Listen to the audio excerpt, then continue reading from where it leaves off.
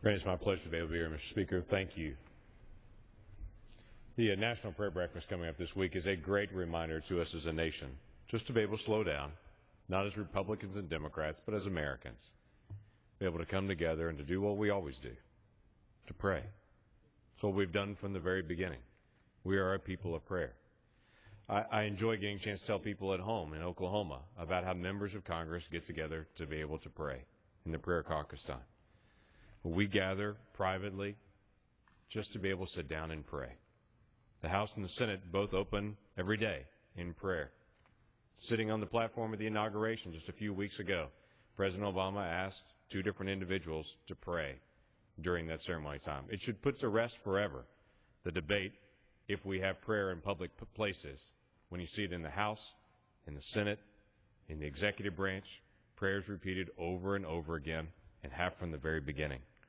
We have our national optimism because we believe that in this world and this nation, they were created with a purpose and that the Creator cares for His creation.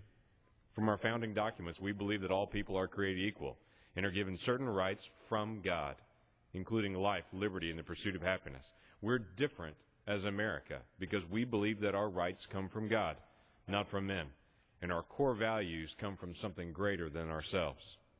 For many Americans, prayer is just a normal part of their day. It's like breathing in and out for them. As they go through the course of the day, they pray. And that's no different for many elected leaders as well. We don't walk away from God because we were elected. We challenge our fellow Americans to do the same. We need His wisdom. We need love. And it is in the moment when we are most arrogant and think that we meet our own needs that we forget to pray. But it's in the moment when we're needy as a nation, as we are right now, we remember to pray. At 8 years old, I remember extremely well sitting in church up in the balcony of our big church and realizing for the first time in my life, there is a God and I don't know Him. And I spent the rest of that day thinking and processing through what does it mean to know God. And as an 8-year-old boy, I laid in bed that night and I prayed to Jesus for the first time in my life that I'd be forgiven of my sin and I'd begin a relationship with this God who made me. It was my first prayer, but it's definitely not been my last.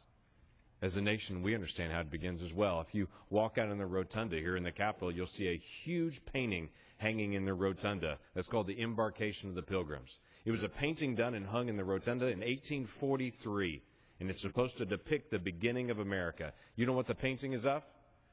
The painting is of a group of pilgrims gathered on the deck of a ship, praying. It's the painting that is the beginning of America. It goes all the way back to last week at a town hall meeting in Kanawha, Oklahoma, as they're gathered around to deal with a very difficult water issue in their town. You know how they started their city council meeting? With a prayer. It's quite frankly the same way that I ended my day last night before I headed to Washington, D.C., kneeling beside my daughter's bed to pray. It's what we do as Americans. It's quite frankly, it's when we're at our best. And it's a good thing for us as a nation to slow down and remember it's good to pray. God bless our nation this week as we do exactly that as a nation in this National Day of Prayer, to pray. With that, I yield back.